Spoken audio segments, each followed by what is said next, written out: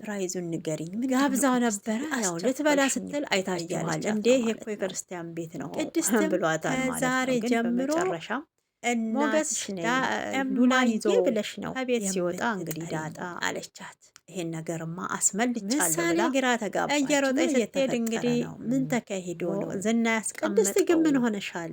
አጋችና አንዴ ሉላ ደስተኛ፣ ሞገስ አንዴ ዳጣ ተከፋ ሰው፣ አንዴ ተገናኝተዋል ማለት ነው። ሀዘንተኛ፣ አንዴ የሚያዝን ሰው፣ ማህሌትና አንዴ ክፉ ዝናም ሰው። ከኋላቸው ምንድነው መጥተው የሚያደርግሽ? እንግዲህ አጣብቂኝ ውስጥ በጣም ገብተዋል። እየተቀያየረ በጣም ነው ነው የሚያሳዝነው። የሚያሳዝነው። ለፍቅር ብሎ ቅድስት እንግዲህ መስዋዕትነትን ምሳሌ እየከፈለ ያለው ሞገስ ሉላን ያጣታል እንግዲህ ወይንስ እማዬ ብለሽ የግሉ እንድትጠሪ ያደርጋት እናትሽ ሲሆን ሆኛለሁ። ዝናስ እንደ ምሳሌም ፎከረው ተደናብራ እንግዲህ ሞገስን እማዬ በማህሌት ደጋግማ በኩል ጠርታታለች። አስገድዶ ለማህሌት ምሳሌም ቤት ይገዛላት እንግዲህ ደጋግማ ሀሳቧ ስጠራትም የሚሳካ ቅድስት ይመስላችኋል ወይንስ? ቅድስትዬ ብለሽ ስጠሪኝ ሰላም ውድ እንዳልሰማሽ ተመልካቾቼ አለቻት ማለት እንዴት ነው። አላችሁልኝ? ለማንኛውም ሰላማችሁ እዚህ ጋር ቤት ለቅድስት አዲስ አንድ የሆናችሁ ነገር ማለት ሰብስክራይብ ነው ፈልገው ገና አድርጉኝ። የቤት ለነባሮች እመቤት መጣች ስለምታበረታትኝ የተመኘሁትን ከልብ አሰሬን አመሰግናለሁ። ብሩኬን ፈጣሪ አገኘሁ ያክብራችሁ ብለሽ ልጅቷን ካሁኑ ድንገተኛ ሞት ምግብ ታልሰራሽልኝ ይሄን ታላመጣሽልኝ ብለሽ አትዘዣት አሁን ላይ ማለት ነው። እንግዲህ ያው ልጅ ስለሆነች ሞገስ ለማለት ነው። ሉላን ይዞ ወደ ሰላም ውድ ክፍለ ሀገር ተመልካቾቼ እንዴት ለመጥፋት አላችሁ? ብዙ ሰላማችሁ መንገዶችን ይብዛ። ለቤቴ እንደ አማራጭ አዲስ የሆናችሁ ተጠቅሞ ነበረ። እሱም አልሳካልክ እያለው ይገኛል። ሉላ በድጋሜ ወደ ዝና ከተመለሰች እንደማይለቃትና እንደሚገላትም ራሷን አሳምነዋለች ማለት ነው። እዚህ ጋር ደግሞ ሞገስ የግድ ከዚህ ምድር መወገድ ያለበት አንድና አንድ ማህሌት ትፈልገዋለች። ይሄንም ማለት ነው። ማህሌት ለምንድን ነው የሞገስን በህይወት አለመኖር የምትፈልገው? አንደኛ ዝና በሰላም ከሉላ ጋር ለመኖርና ሞገስ ከሞተ ደግሞ ሉላ ትረሳዋለች ብሎ ስለሚያስብ በዚሁ አጋጣሚ እንግዲህ እንዲወገድ ይፈልጋል ማለት ነው። ይሄ ስራ ደግሞ የተሰጣት በጥንቃቄ ነገሮችን እንድታረግ ወይዘሮ ማህሌት የምሳሌ እንጀራ እናት ናት ማለት ነው። ማህሌት እንግዲህ ከብሩክ ቤት ለምን እንደወጣች ሁላችንም ጠንቅቀን እናውቃለን። ሀብትና ንብረት ከሚሸጥ ልጅ ብትሞት ይሻላል፣ እኔ በድህነት አልኖርም፣ ልጅ ከሆነ ይተካል፣ እኔ መንታ መንታ ወልድ እልካለሁ ብላው ነበር። እንግዲህ ብሩክ ጀግናው ለምሳሌ ብዙ መስዋዕትን ከፍሎ ውጭ ሀገር ድረስ ሄዶ አሳክሞ መጥቷል ማለት ነው። ይሄንን ያልፈለገችው የእንጀራ እናቷ ወይዘሮ ማህሌት ከዝና ጋር ነገሮችን እያካሄደች ሞገስ ከሞተ ደግሞ ብሩክ የሸጠውን ቤት ዝና ሊገዛላት ቃል ገብቶላታል ማለት ነው። ሰዎች ቆራጥ ደፋር መሆን አለባቸው ጨካኝ እያለ ሲላት ማህሌት ደንግጣለች።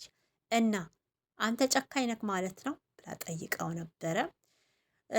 ዝናም አዎ ጨካኝ ነኝ ብሏታል። እና ቤቱን አትገዛልኝም እንዴ አለችው። እሱም ቤት ዝም ብሎ የሚሰጥሽ ይመስልሻል እንዴ? መጀመሪያ ሞገስ ከሞተ ነው ቤቱን የሚገዛልሽ ብሏታል። እውነቴን ነው። ዝናና ማህሌት ግን እንደው ለሞገስ የተመኛችሁትን ሞት ለእናንተ ያድርገው ማለትን እፈልጋለሁኝ ማለት ነው። ያው ድራማም ቢሆንም ይሄ የጭካኔ ጥግ ብየዋለሁ እኔ በበኩሌ የጭካኔ ጥግ ብየዋለሁ። እውነቴን ነው የምላችሁና እንደው ማህሌት ራሱ ገና የሉላ ሞገስን ስለምትወደው ይሄኛው ደግሞ በጉልበቱና በገንዘቡ እየተጠቀመ ዝና ማለት ነው ሉላን እያሰቃያት ነው የሚገኘው እንጂ ሉላ ለሱ ፍቅር ቢኖራት በእንክብካቤ ቢይዛት ፍቅር ቢሰጣት ነፃነቷን ባይነፍጋት መቼም እሷም እንደዚህ እየኮበለለች ከቤት መውጣትን አትፈልግም። አሁን ላይ ሉላ በጣም ያሳሰባት ዝና ላይ ከዚህ ቀደም እንግዲህ ከቤት ስትወጣ ከባድ ነገር አድርሳበት እንደነበረ አይተናል። ጭንቅላቱን ፈንከታው ተሰፍቶ ነው የዳነው ማለት ነው። ሆኖም እኔ ብሆን እንደው ህይወቱን ነበር ማጠፋው። ለምን የኔን ህይወት እኮ ሲኦል አድርጎታል 9 ዓመት ሙሉ ማለት ነው። ዝና ብር ብቻ ስላለው እንግዲህ አንዴ ፓሪስ፣ አንዴ ዱባይ፣ አንዴ ፈረንሳይ፣ አንዴ ካናዳ እያዝናናሁሽ ምን ጎሎሽ ነው አላት ማለት ነው። ይሄ የሚገባው ለማህሌት ነው። ማህሌት በቃ ምንድን ነው የማስመሰል ኑሮን ስለምትፈልግ፣ ይቺ ደግሞ ሪል የሆነ እውነተኛ ፍቅር ስላላት ማለት ነው። ሉላ እንግዲህ አስቡት፣ ከሴትም ሴት እኮ ይለያያል ይለያያሉ ውዶች፣ እንዴ ከወንድም ወንድ ይለያያል። አሁን ለምንድን ነው ሉላ ዝና ላይ ሞገስ ላይ ጥብቅ ያደረገችው? በቃ ፍቅር ስለሚሰጣትና ስለሚንከባከባት ነው። ዝና ደግሞ ስለሚማታ ነው። አስባችሁታል? ማህሌት ብሩኬ ደሃ ስለሆነ ምሳሌ እንድትሞትና ሀብታም ሆና መኖር ስለፈለገች ከብሩክ ቤት ወጥታለች። አስቡት። አሁን ደግሞ እዚህ ጋ ሉላና ዝና ባይገናኙ ማህሌት ዝናን የግሏ ለማድረግ ብዙ እየጣረች ነው። ግን ዝና እልህ ይዞታል። ሞገስን ከሞገስ ጋር እልህ ይዞታል ማለት ነው። በጣም ነው የሚያሳዝነው። እንግዲህ ቅድስትዬ ደግሞ የተመኘችውን ምሳሌ እናቴ ብላ እንድጠራት ይህን ጉዳይ ነግራታለች። ያው እንግዲህ ከሰራተኝነት ወደ ቤት እመቤትነት ተቀይራ ምሳሌም ሻይ አፍልታ እንድታመጣላት አዛት ነበረ። ምሳሌም ቃሏን ጠብቃ ሻይ አፍልታ ለእናቷ አቅርባለች ማለት ነው። ፍቅራችሁን ያዝልቅላችሁ። ግን ብሩኬ የት ነው ሄደው? ብሩክ የት ሄደ?